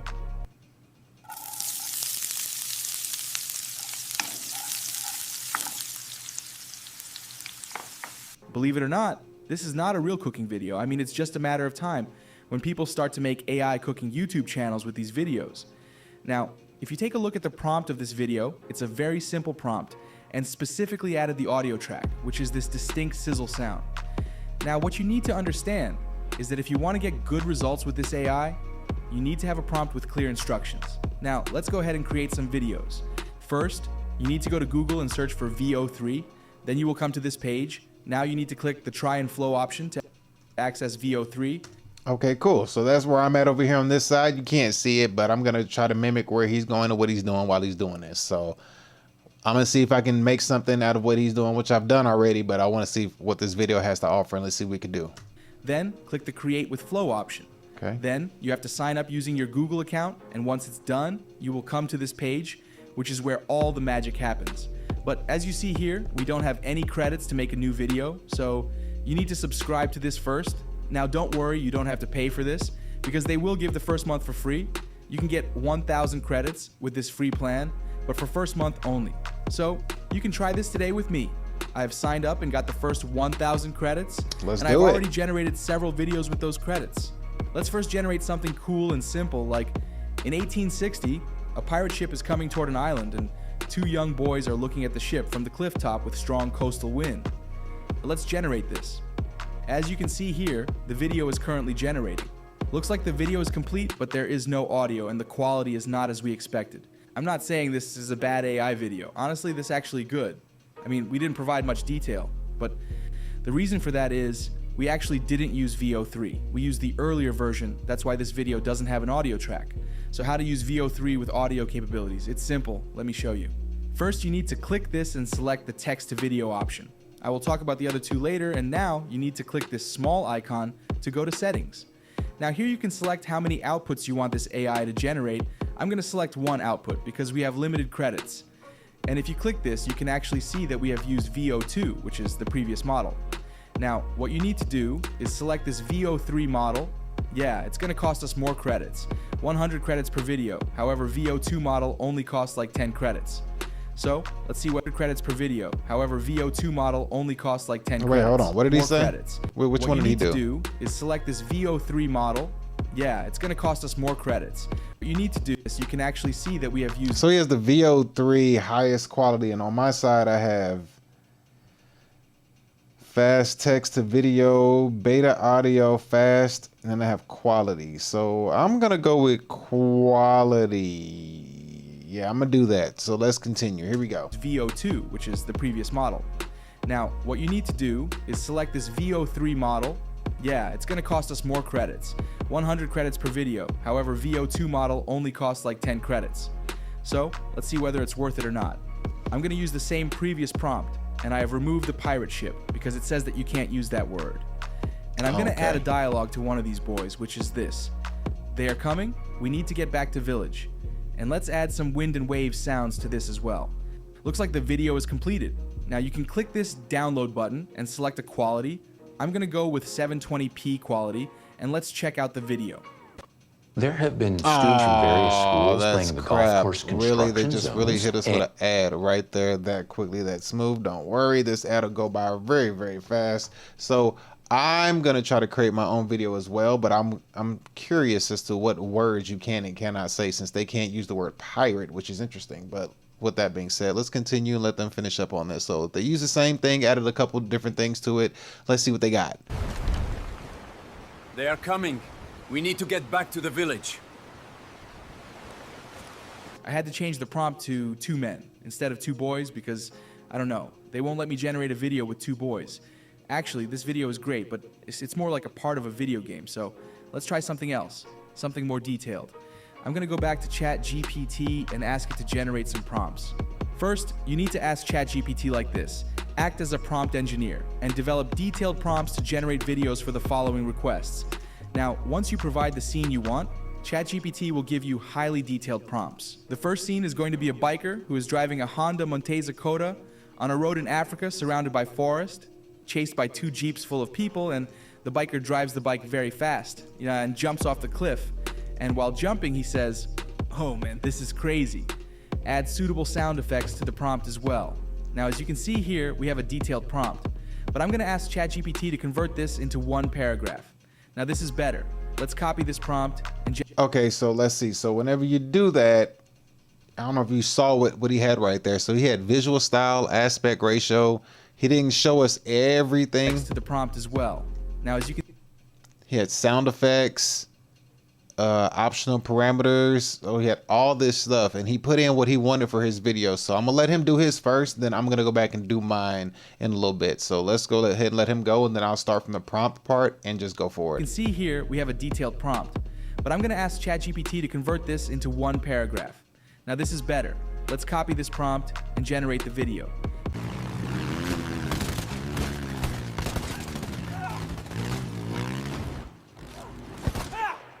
Everything was good until the last part, where the biker jumps off the cliff, but he didn't say the words I expected. But they have done a great job with this video. What do you guys think? Drop a comment. Now, I only have 250 credits, so let's make something cool. Like this in 1980 in Midwest Texas, a man in a cowboy outfit addressing the around 100 people crowd of the town. Now let's make a detailed prompt with this information. And after that, I will add the dialogues, and let's see if this method works. I'm gonna copy the prompt to this, and let's add a dialogue like this. Are we real, or we are just prompts? We need answers. And let's see the result. Are we real, or we are just prompts? We need answers. This is better. Now, you know the trick. Don't include the dialogues inside the detailed paragraph. Add the end like I did. They have this frames to video feature as well, where you can upload images and convert those into videos. You can use it to create sequences with the same characters and style. I have these 2 images first. One is a Chevrolet Camaro car from the Transformers movie, and the second one is Bumblebee Robot from Transformers. Now, I'm gonna upload these 2 images as the first and last frames to this. And let's make a video of this cart transform into a robot. I'm gonna use this detailed prompt that I generated using ChatGPT. I generated 2 videos, and neither of them looks like what I expected. The problem with this feature, they use VEO2 model, so it's not as good as the VEO3. And this next feature is an advanced one, which is the ingredients to the video feature. Using this, you can make short movies with the same characters. But the problem is that it's only available to Ultra subscribers, and it costs $250 a month. Honestly, it's very expensive. Even if the quality and accuracy is the best out of all the other AI video models, the price is too expensive. Yeah, I don't know. You guys tell, would you pay $250 a month for this? I mean, I wouldn't. But if you are planning to start a new business or a YouTube channel using this AI videos, you can consider this as the investment. However, in the next few weeks, other AI tools will allow you to use this VEO3 model in their AI tools as well. My final conclusion is that this is the best AI model you can find in 2025 in terms of quality, timing, and accuracy. However, the only problem is the price. It's too expensive. So with that, today's video is about to end. Yeah, okay, so it's too expensive. However, I would say that the people who have the money right now to do it will get a huge leaping head start because money is not an object and they're able to do what they want to do. So I'm going to go to this part of the video right here where we created the prompt. Oh, I'm pressed for time, but we're going to get this happening. If you give me the platform you'll be using. Let's see. I'll be using, so I've already set up my thing on what I want. I'm gonna see if this works and how this plans out.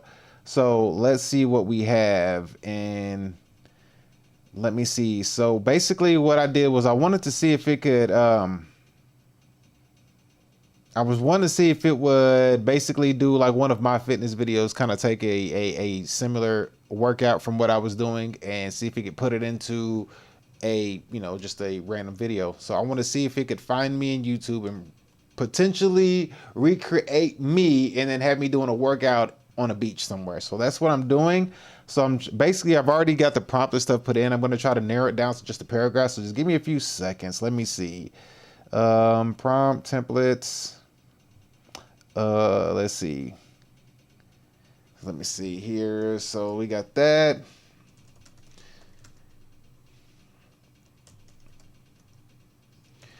Let's see, we narrow everything down to one paragraph. Can use it as a prompt in VEO3, and let's see what we have. All right, so let's see. If you give content goals, no. All right, so here we go. Here's the prompt. We got the prompt. I'm gonna try it. Generate a few more different scenes. Let's see. We're gonna start with this one. All right. So let me go ahead and just do this here. So I got this. I got the VEO. Where are you? VEO3. I have you right here. All right. Here we go. I'll pull up on the screen for you so you can see it. So here we go. Doing it live. Doing it live, baby. We're doing it live. Let me get you on my screen. Here we go. So I have the text to video, got the Google VEO3. I'm going to put in my prompt that I created. So we got a hyper-realistic 4K cinematic video of daily fitness, a muscular athletic male with light brown skin, short faded haircut. Oh, I don't have a fade. A strong jawline, wearing white athletic shorts and a black fitted muscle t-shirt, standing barefoot on a tropical sunny beach near a golden hour with the ocean waves, palm trees, swaying fish, cases jumping in the distance. You get the point.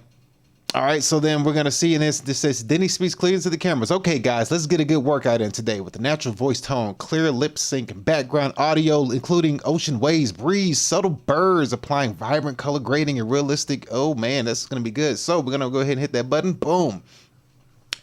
And as you can see, it's probably going to take all day and tomorrow to get this done. So we'll see how long this takes. In the meantime, oh man, look at that. So we're at 5%. So this is going to take a good minute. And I got about a good 10 minutes left to deal with you people on this. So while that's going on, we're going to look at this real quick. While this is going on, we're going to look at some things that people have done on the YouTube so far, fair use. We're going to look at this quick video that I have set up for us to watch while this takes place. Where is it?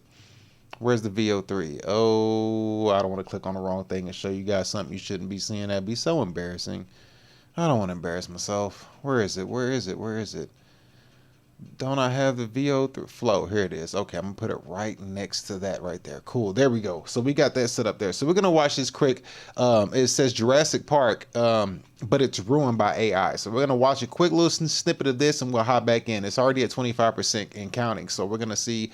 We're gonna watch this quick thing. Shout out to Screaming and Avoid Fair Use. We'll look at this real quick to see what people have already used AI for into ruining Jurassic Park. Fair use. Let's take it away. Here we go. Dig up dinosaurs?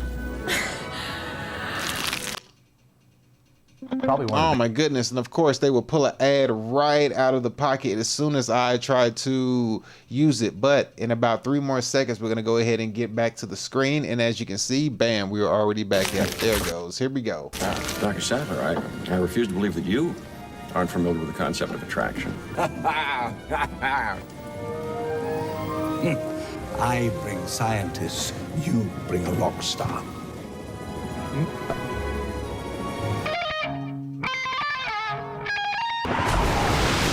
Oh no. Oh.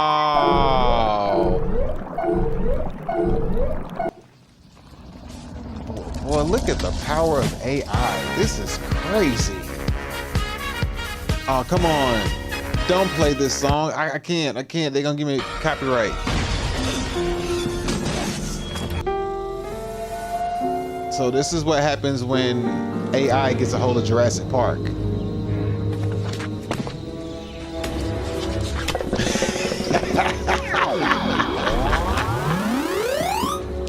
You smoking.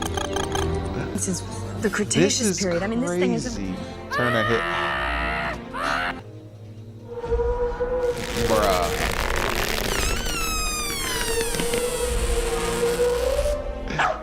Wow. Hey, easy.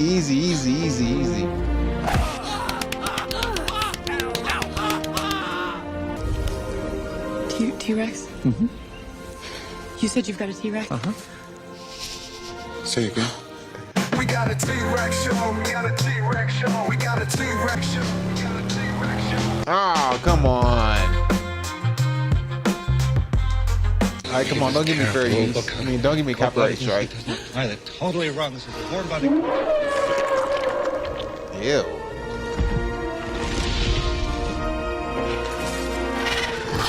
Oh my gosh, they just destroyed this movie. Okay, let's see where we're at real quick.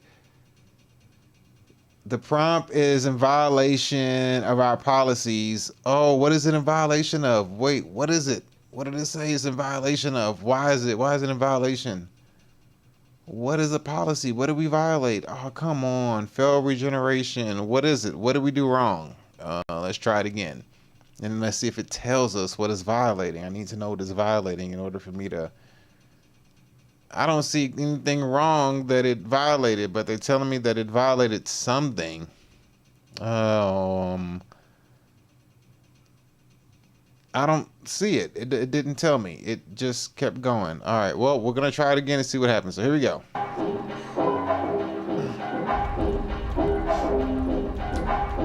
What is that?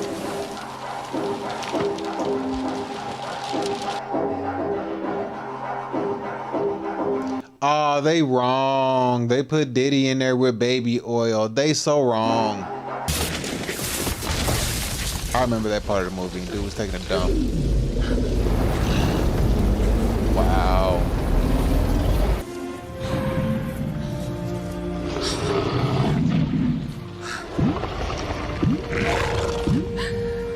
She was my favorite when I was a kid. Now I see she's... This is crazy. You can literally take any movie and just destroy it. Oh, gross.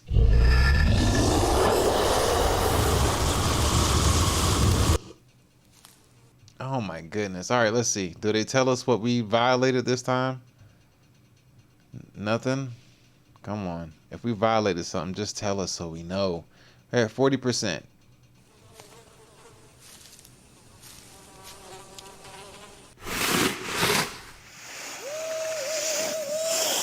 There's no trace of lilac berries.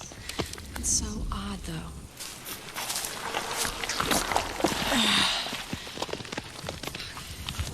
You will remember to wash your hands before you eat anything. That's gross.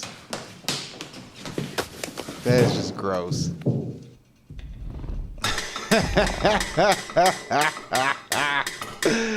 They wrong.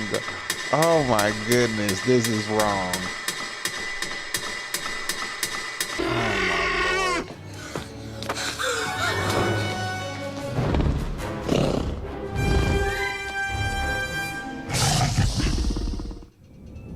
He's got the menu. All right, let's see real quick where we at. Oh, please try different prompts and policies about generating prominent people. Oh, I'm a prominent person. Excuse me. Okay, okay, well, let me just change that to a man fitness instructor. Okay, all right, cool. Well, then let me just take out male performs. Okay, let me just take out me. I tried to use me to see if it would pull me up from YouTube, but it won't do that. It says that I'm a prominent. I feel honored. We're gonna try it again. This time I took out my name and just put a male. All right, so we're gonna continue with this Jurassic Park, and this should be done by the time this is over in like less than a minute. Come on. Come on. Oh no, what did they do to this? Come on. Come on, then. Golly, people ain't crap. What is wrong with people? You put AI in people's hands and look at what they do. Oh my lord. We got a T-Rex show. Oh my lord. And then we got this right here. So we got 20% left. So this time I don't think they will give me a issue with the prompt. So we'll see. Get this guy off my screen. Sorry guys. So this right here, we're gonna watch this one. I've done terrible things to The Empire Strikes Back. AI ruined stuff again. Let's see what AI does while this loads up. We're at 30%. Chilling in the snow on my tauntaun down below. No one can hurt me here. I'm a big boy now. That's crazy that this is AI. This is wild. Oh, somebody got you. What the hell? Where we at? 42%. All right, we're moving. We should get this done before once this shows. I gotta end the show abruptly. His favorite food, sausages. But then a male human approaches, and the Wookiee uses his saxophone to ward away any potential threat. No, okay. All right, don't lose your temper. Weird. Might I have a word with you, please? How rude. Oh wow. Let's peel this stuff off. Excuse me, sir. Might I? Yes, sir. Oh, here we go. Okay, here we go. We got something. Ladies and gentlemen. Let's see what we got. Here we go. So I couldn't use my name or anything, but I was able to get a little 8-second video. So listen. So here's what they got. Let's see what we got for us. Here we go.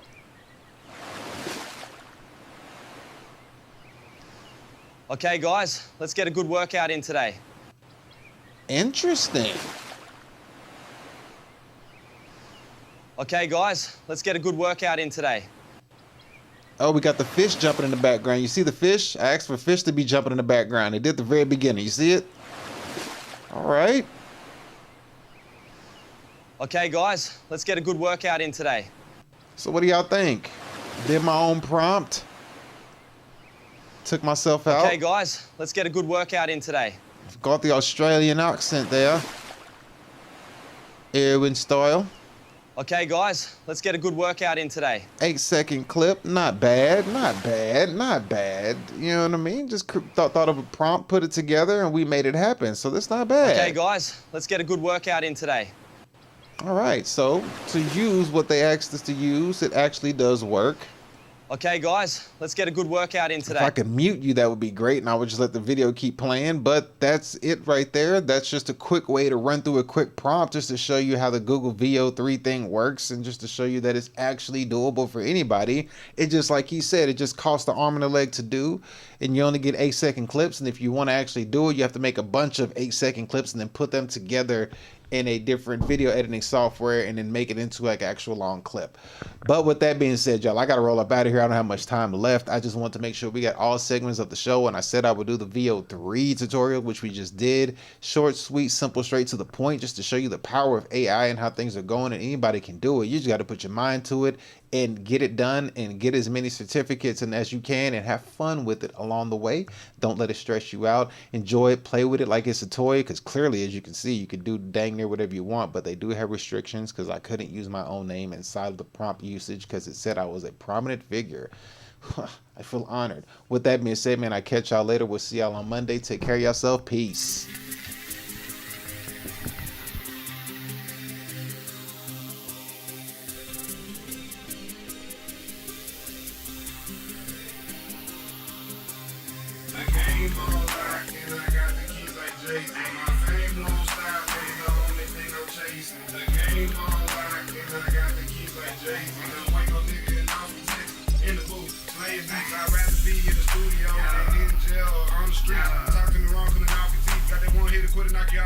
It's big on, baby, I'm out some meat.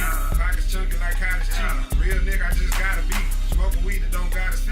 Used to be a hustler prodigy. I love when people say they proud of me. I'm eating good, smoking broccoli. Taking over blocks like Monopoly. Only fuck the ones that's my policy.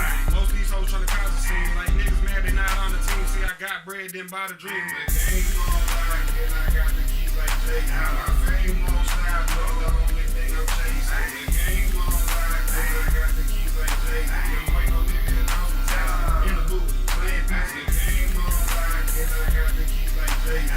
fame won't stop, but the only thing I'm chasing. The game on like, and I got the keys like Jay. Ain't no nigga in the booth, playing basketball, counting cash and smoking green. Can be blowing cloud like a smoke machine. The bitch on my dick, she got no sting. Bumblebee ass, yeah, I know it's thing. I plug your bitch like a 6-string. Jordan with the bitches got 6 rings. Smoke till my bitch split screen. The rest with pain pills and sipping lane. Riding dirty, but I'm extra clean. Lyrics nice, but I'm extra mean.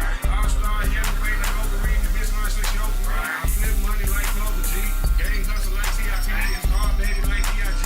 Acronym like KRI.